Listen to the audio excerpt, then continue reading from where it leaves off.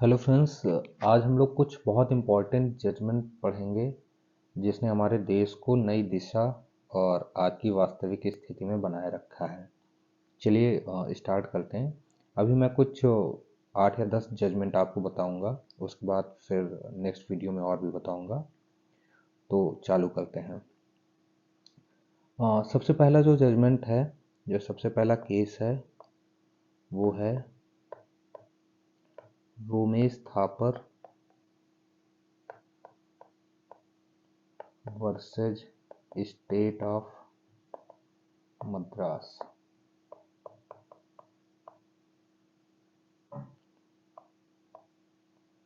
ये जो केस है ये 1950 का है। 1947 को जब हमारा देश आज़ाद हुआ, उसके बाद चूंकि नया नया देश बना हुआ था तो बहुत सारे ऐसे रूल्स और रेगुलेशन ऐसे थे जो उस समय की जो तत्कालीन परिस्थिति थी उसके हिसाब से किए जाते थे। तो इस केस में क्या होता है कि जो रोमेश थापर पर्सन होता है, तो उसकी एक प्रेस चला करती थी जिसमें वो एक न्यूज़पेपर निकाला करता था। तो उस न्यूज़पेपर को बैन कर दिया गया, और उस न्यूज़पेपर को बैन जब कर दिया गया तो उसने इसकी पिटिशन दायर की कोर्ट में। तो कोर्ट ने ये डिसीजन दिया कि जो प्रेस की फ्रीडम है वो एक इसेंशियल पार्ट है, जो कि आर्टिकल 19 के थ्रू इंडियन कॉन्स्टिट्यूशन प्रोवाइड करता है। और अगर फ्रीडम ऑफ स्पीच हो गई या फ्रीडम ऑफ प्रेस हो गई, इस टाइप की चीज़ें अगर कॉन्स्टिट्यूशन से हटा दी जाएंगी या हमारे देश से हटा दी जाएंगी, तो इससे ये होगा कि जो एक लॉजिकल जो डिबेट होती है या पॉलिटिकल लॉजिकल डिबेट होती है, जब वो हट जाएगी तो उससे ये होगा कि नई ब्रेन स्टॉर्मिंग नहीं हो पाएगी, लोगों को सही गलत का निर्णय नहीं पता चलेगा, क्या सही है क्या सही है। तो आर्टिकल जो 19 है वो इसेंशियल पार्ट है इंडियन कॉन्स्टिट्यूशन का। और फिर इस केस में क्या हुआ कि कोर्ट ने डिसीजन दिया कि जो फ्रीडम ऑफ प्रेस है वो बहुत इसेंशियल पार्ट है और इसको हर एक केस में बनाए रखना चाहिए, जिससे कि हमारे देश में एक लॉजिकल रीजनिंग जनरेट होगी किसी भी चीज़ में डिबेट करने की, और ये एक चेक एंड बैलेंस को भी क्रिएट करेगा। अब दूसरे केस में आते हैं।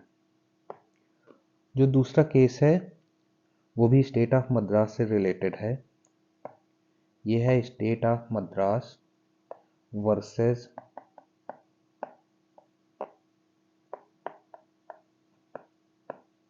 चंपकम दुराई राजन का। आप समझने का प्रयास करिएगा और धीरे धीरे समझिएगा, बहुत इंटरेस्ट आएगा ये जो है। अब इस केस में होता क्या है, जो चंपकम दुराई राजन है, ये स्टेट ऑफ मद्रास में रहा करती थी। और उस समय क्या था, ये भी 1951 की बात है। तो उस समय स्टेट ऑफ मद्रास में कुछ एजुकेशनल इंस्टीट्यूट थे। तो वो जो एजुकेशनल इंस्टीट्यूट थे उसमें रिजर्वेशन के लिए डिफरेंट लॉ थे, डिफरेंट रूल्स बनाए गए थे कि जैसे ब्राह्मण है तो उनको इतनी सीट्स प्रोवाइड होंगी, जो SC ST कम्युनिटी के हैं उनको इतनी सीट प्रोवाइड होंगी, जो अदर स्टेट के हैं उनको इतनी सीट प्रोवाइड की जाएंगी। जब चंपकम दुराई राजन को एक पर्टिकुलर इंस्टीट्यूट में एडमिशन लेना था, वहाँ उनकी सीट मिली, लेकिन उनकी सीट इस बात पर खारिज कर दी गई क्योंकि वो ब्राह्मण कैटेगरी से आती थी और एज पर रिजर्वेशन रूल्स वो अप्लीकेबल नहीं है। इस वजह से इन्होंने केस दायर कर दिया हाई कोर्ट में। हाई कोर्ट में जो भी पिटिशन दायर की जाती है वो आर्टिकल 226 के थ्रू दायर की जाती है। इसी तरह सुप्रीम कोर्ट में जो पिटिशन दायर, जो रिट दायर की जाती हैं, वो होती हैं आर्टिकल 32 के थ्रू। तो जब इन्होंने वहाँ पर केस दायर किया कि ये मेरे जो कॉन्स्टिट्यूशन राइट्स हैं उसको ब्रीच कर रहा है, और मेरे कॉन्स्टिट्यूशन राइट्स जो प्रोवाइड किए गए हैं आर्टिकल 19 में प्रोवाइड किया गया है और जो आर्टिकल 14 है उसमें प्रोवाइड किया गया है, उसका एक तरीके से हनन हो रहा है।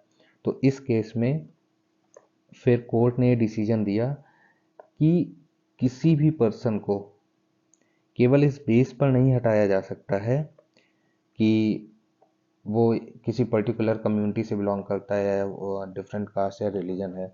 और इस केस में डिसाइड किया गया कि जो फंडामेंटल राइट्स हैं, क्योंकि जो पंजाब स्टेट है उसने ये कहा कि हमें डीपीएसपी को लागू करने के लिए हमें कुछ प्रोविजंस करने पड़ेंगे, तो हमें इसको लागू करने दिया जाए। तो इसमें चंपकम दुराई राजन ने जो रिट दायर किया उसमें उन्होंने कहा कि मेरे फंडामेंटल राइट्स को एक तरीके से सप्रेस किया जा रहा है, मुझे फंडामेंटल राइट्स नहीं मिल रहा है। तो इसमें कोर्ट ने डिसीजन दिया कि जो फंडामेंटल राइट्स हैं वो है इन्फोर्सेबल लॉ के थ्रू, जबकि जो डीपीएसपी है वो कोर्ट में इन्फोर्सेबल नहीं हो सकता है। इस वजह से कोई भी ऐसा डीपीएसपी के थ्रू प्रावधान नहीं हो सकता है जो कि फंडामेंटल राइट्स को सप्रेस करे। इट मीन्स फंडामेंटल राइट्स जो है वो सुप्रीम है डीपीएसपी से, और कोई भी ऐसा डीपीएसपी जो फंडामेंटल राइट्स को किसी भी तरीके से नीचा करता है तो वो गवर्नमेंट या जो स्टेट है वो उसको फॉलो नहीं कर सकता है। ये था चंपकम दुरई राजन केस। अब तीसरे में आते हैं।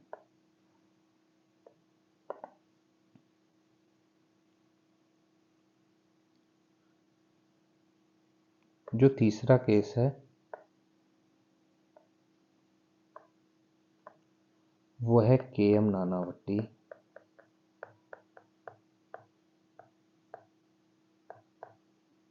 Versus Maharashtra states. ये अपनी तरीके का लास्ट केस था जो कि किसी ज्यूरी के थ्रू सुना गया था। इस पर एक मूवी भी बनी है बॉलीवुड में जिसका नाम है रुस्तम। इस केस में क्या हुआ कि इम्पोर्टेंट इसलिए है क्योंकि कोई भी अंतिम केस था जो किसी ज्यूरी के थ्रू सुना गया। आपने मूवी देखी होगी, उसमें स्टोरी पूरी पता है। तो इसमें एक नेवल ऑफिसर थे जिनका नाम था नानावट्टी, और उसमें उन्होंने क्या किया था, केस दायर किया था, और साथ में आर्टिकल 161 ये होता है स्टेट के गवर्नर को पावर देता है कि वो किसी भी पनिशमेंट को पैर्डन प्रोवाइड कर सकता है, यानी माफ़ कर सकता है। और साथ में ही उन्होंने हाई कोर्ट में केस भी कर रखा था। बाद में एक केस सुप्रीम कोर्ट गया तो उसमें डिसीजन दिया गया कि एक साथ दो चीज़ें नहीं चल सकती हैं, या तो ये वाला केस होगा या तो ये केस होगा, क्योंकि अगर साथ में पैरेलली चलेंगी तो फिर प्रॉब्लम होगी और वर्डिक्ट देने में प्रॉब्लम होगी। हालांकि बाद में उनको सुप्रीम कोर्ट के थ्रू पनिशमेंट दी गई थी 3 ईयर की, डिग्रियस पनिशमेंट थी, और बाद में उनको माफ़ कर दिया गया था। तो ये इसलिए ज़्यादा इम्पोर्टेंट है क्योंकि ये केस किसी भी ज्यूरी द्वारा सुना गया अंतिम केस था। अब आते हैं चौथे केस में। चौथा केस है हमारा बेरुवारी यूनियन का।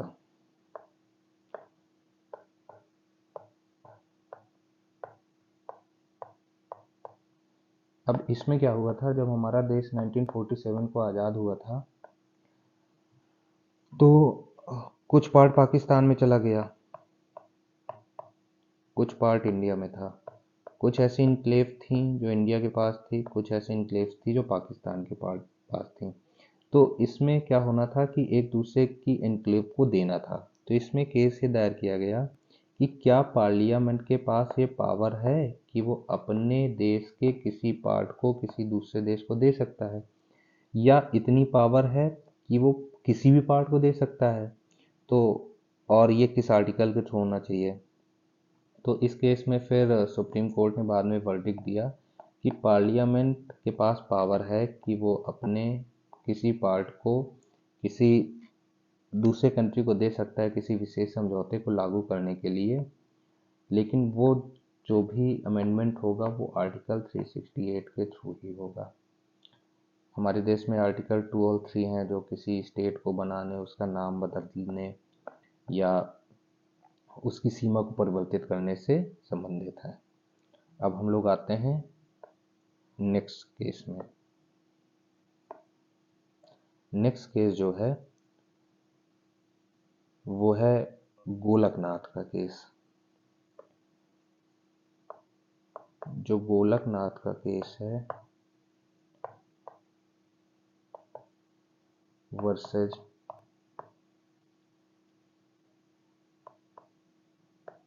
State of Punjab. इसमें यह हुआ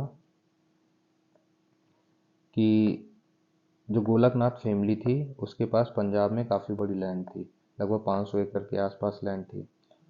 तो उसको जब सोशो इकोनॉमिक यूनिटी बनाए रखने के लिए जब स्टेट एक्वायर कर रहा था पंजाब स्टेट, तो उन्होंने केस दायर कर दिया कि हमारी प्रॉपर्टी है और इसको हम अपने पास रखेंगे। तो इसमें क्या हुआ कि गोलकनाथ ने केस दायर किया, क्या पार्लियामेंट के पास ये पावर है कि वो कॉन्स्टिट्यूशनल अमेंडमेंट करके कॉन्स्टिट्यूशन के किसी भी पार्ट को अमेंड कर सकती है? क्या वो फंडामेंटल राइट्स को अमेंड कर सकती है, या वो प्रियम्बल को अमेंड कर सकती है? क्या प्रियम्बल जो पार्ट है कि वो नहीं है कॉन्स्टिट्यूशन का? ये सारी चीज़ें जो हैं इस केस में डिसाइड की गई। तो इसमें क्या हुआ कि कोर्ट ने ये डिसीजन दिया कि पार्लियामेंट के पास सुप्रीम पावर नहीं है कि वो किसी भी पार्ट को, कॉन्स्टिट्यूशन के किसी भी पार्ट को वो अमेंड कर सकती हो या फंडामेंटल राइट्स को वो ले सकती हो या फंडामेंटल राइट्स को वो अमेंड कर सकती हो, ऐसा नहीं है। ये डिसीजन दिया गया सुप्रीम कोर्ट के द्वारा। अब नेक्स्ट केस में आते हैं हम लोग। जो नेक्स्ट केस है वो है Keshavananda Bharati versus state of Kerala in year 1973। अब इस केस, ये बहुत इम्पोर्टेंट केस है। तो इस केस में केशवानंद भारती जो थे वो केरला का एक इडनीर मठ है उसके प्रीस्ट थे। अभी कुछ दिन पहले उनका देहांत भी हो गया है। तो उनकी लैंड को केरला एक्वायर कर रहा था और जो भी लैंड एक्विजिशन का जितना भी आता था उसको 9th शेड्यूल में डाल दिया जाता था। अब 9th शेड्यूल में जाने के बाद ये होता था कि जो भी 9th शेड्यूल में केस पहुंच गया उसका जुडिशियल रिव्यू नहीं होता था। तो इन सब चीज़ों को ध्यान में रखते हुए केस दायर किया गया। इसमें सुप्रीम कोर्ट की जो सबसे बड़ी बेंच है, 13 जजेस की बेंच थी, उसने इस पर डिसीजन लिया। तो इस पर सुप्रीम कोर्ट ने डिसीजन दिया, जिसको आज की डेट में सबसे बड़ा लैंडमार्क जजमेंट मानते हैं, जिसमें बेसिक स्ट्रक्चर ऑफ कॉन्स्टिट्यूशन बताया गया। इसमें डिसीजन ये दिया गया कि पार्लियामेंट के पास पावर है कि वो कॉन्स्टिट्यूशन के किसी भी पार्ट को अमेंड कर सकती है, लेकिन ये करते वक्त ध्यान रखना चाहिए कि उसकी वजह से जो बेसिक स्ट्रक्चर है कॉन्स्टिट्यूशन का वो डिप्लीट नहीं होना चाहिए, वो ख़त्म नहीं होना चाहिए। अब पूछा गया कि भाई कौन कौन सा बेसिक स्ट्रक्चर है, तो उन्होंने बताया, इसको हम हालांकि समय समय पर बताएंगे, लेकिन अभी के लिए आप जान लीजिए, जैसे स्टेट और यूनियन का जो रिलेशन है, जो फेडरलिज्म है या जो सुप्रीमेसी है कॉन्स्टिट्यूशन की, या जो जुडिशरी और लेजिस्लेशन के बीच में जो रिलेशन है, ये सारी चीज़ें बेसिक पार्ट्स हैं और बहुत सारी चीज़ें हैं। और इनको क्या है कि किसी भी पार्लियामेंट में जो अमेंडमेंट आता है उसके थ्रू आप किसी भी पार्ट को चेंज कर सकते हैं, अमेंड कर सकते हैं, इंक्लूडिंग फंडामेंटल राइट्स। आप फंडामेंटल राइट्स को भी अमेंड कर सकते हैं, लेकिन वो ऐसा नहीं होना चाहिए जिसकी वजह से जो कॉन्स्टिट्यूशन का जो बेसिक स्ट्रक्चर है वो डिप्लीट हो जाए। क्योंकि अगर वो डिप्लीट हो जाता है तो फिर ये हो जाएगा कि आप फिर कॉन्स्टिट्यूशन का मतलब ही नहीं बचेगा। अपने हिसाब से जो भी गवर्नमेंट सत्ता में आएगी, वो मेजॉरिटी में आएगी, वो अपने हिसाब से नया कॉन्स्टिट्यूशन बना देगी। तो इस जजमेंट को आज की डेट में सबसे बड़ा जजमेंट माना जाता है, लैंडमार्क जजमेंट माना जाता है। अब हम लोग इसके बाद देखेंगे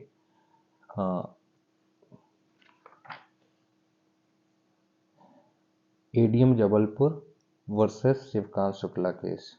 इसकी थोड़ी स्टोरी बता देते हैं। हुआ क्या कि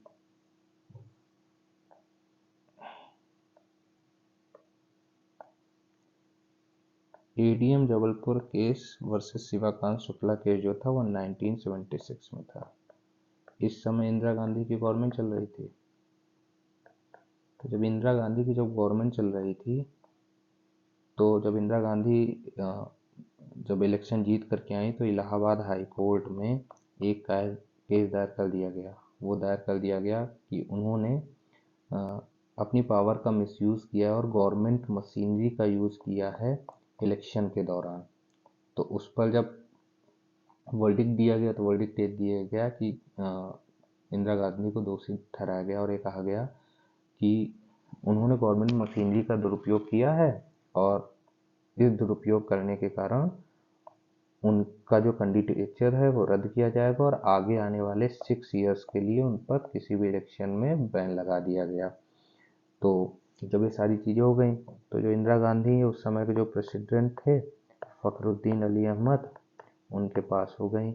उन्होंने आर्टिकल 352 के अगेंस्ट में कहा कि इसके थ्रू आप क्या करिए, इमरजेंसी लगा दीजिए। तो 352 में पहले प्रावधान हुआ करता था कि इंटरनल डिस्टरबेंस के आधार पर भी लगाया जा सकता है। अब उसको रिप्लेस कर दिया गया वर्ड सशस्त्र विद्रोह से।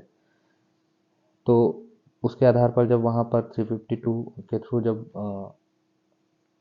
इमरजेंसी लागू कर दी गई, तो उसमें क्या होता है, जो रिट्स होती हैं, जो हाई कोर्ट में आर्टिकल 226 और सुप्रीम कोर्ट में आर्टिकल 32 के थ्रू जो रिट का प्रावधान दिया गया है, जिसके थ्रू अगर किसी पर्सन को ये लगता है कि उसके फंडामेंटल राइट्स का हनन हो रहा है, तो सुप्रीम कोर्ट और हाई कोर्ट जा सकता है। तो इसमें बहुत सारी रिट्स होती हैं, जैसे एक हैबियस कॉर्पस होती है, प्रोहिबिशन होती है, और क्यू वारंटो होती है, सरसरी होती है और मैंडमस होती है। तो अब क्या हुआ कि जब इमरजेंसी लग गई, तो बहुत सारे लोगों को डिटेन किया जाने लगा। जब डिटेन किया जाने लगा, तो सब लोगों ने हाई कोर्ट में रिट दायर कर दी। अब जब हाई कोर्ट में रिट दायर कर दी, तो जबलपुर में एक पर्सन थे शिवकांत शुक्ला, उनको भी डिटेन कर दिया गया। तो एडीएम जबलपुर ने ऐसा आदेश दिया, एडिशनल डिस्ट्रिक्ट मजिस्ट्रेट ने। तो शिवकांत शुक्ला हाई कोर्ट पहुंच गए। जब वहां पहुंच गए, उसके बाद बहुत सारे लोग पहुंचे। उसके बाद एक केस चला गया सुप्रीम कोर्ट के पास। हाई कोर्ट से ऑर्डर आया कि ये लोग सही हैं और इनको डिटेन नहीं किया जा सकता है। फिर सुप्रीम कोर्ट के पास जब ये केस गया, गवर्नमेंट सुप्रीम कोर्ट के पास पहुंच गई, तो सुप्रीम कोर्ट ने डिसीजन दिया कि अगर 352 है, उस समय ये डिसीजन दिया गया कि अगर 352 के थ्रू डिटेंशन का ऑर्डर दिया गया, तो उसको फॉलो करना पड़ेगा। हालांकि बाद में फिर सुप्रीम कोर्ट ने कहा कि ये एक भूल थी और इस टाइप ये जो डिसीजन दिया गया है गलत था। अब नेक्स्ट वाले में आते हैं हम लोग, इसको रफ कर देते हैं पहले।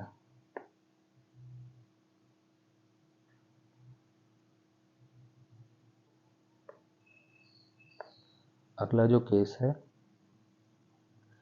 वो है मेनका गांधी, सॉरी 8 नंबर होगा, मेनका गांधी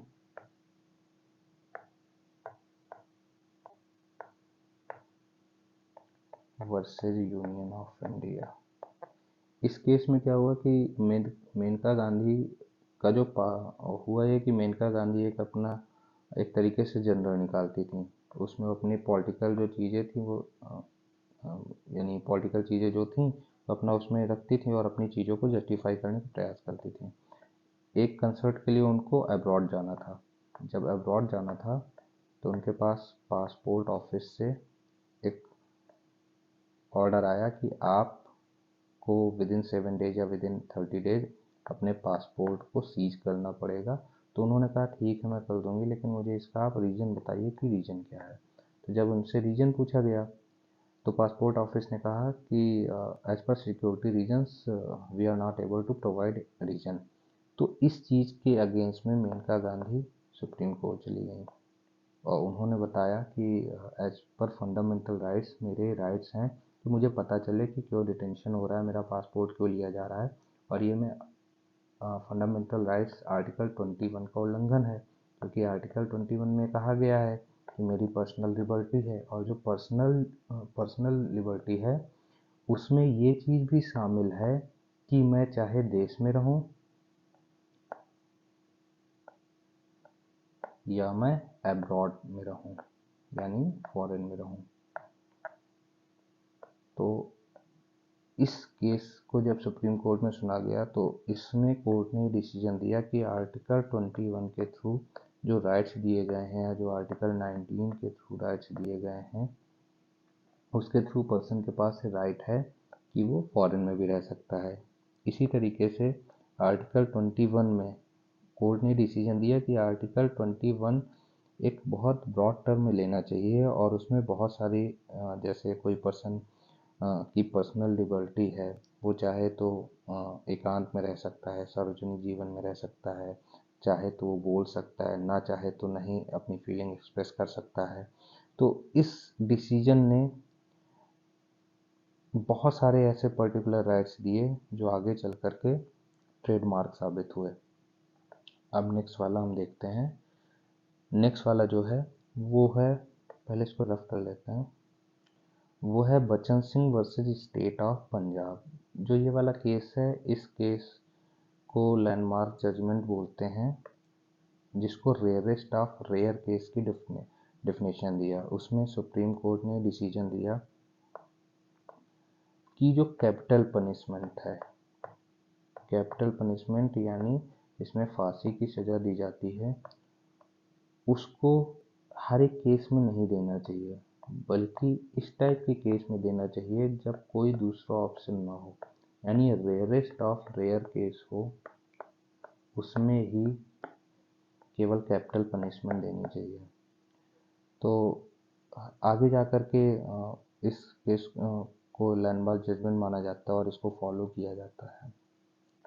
अब नेक्स्ट वाला हम लोग देखते हैं। जो नेक्स्ट है वो है Minerva Mills versus Union of India. जो Minerva Mills versus Union of India case है, Minerva Mills versus Union of India.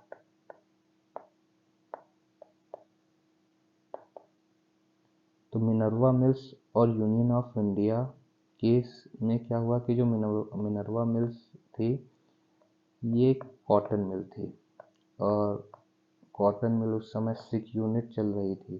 तो गवर्नमेंट ने इसको नेशनलाइज्ड करने का प्रयास किया और ये साइड किया कि जो वहाँ का मैनेजमेंट है वो उतना एफिशिएंट नहीं है। इस बेसिस पर मिनर्वा मिल्स के जो भी मैनेजमेंट था वो पहुँच गया कोर्ट में। अब जो गवर्नमेंट थी वो कह रही थी कि एज पर फंडामेंटल मतलब जो हमारे डीपीएसपी हैं, तो जो डीपीएसपी को लागू करने के लिए हमको कुछ स्ट्रिक्ट रूल फॉलो करने पड़ेंगे।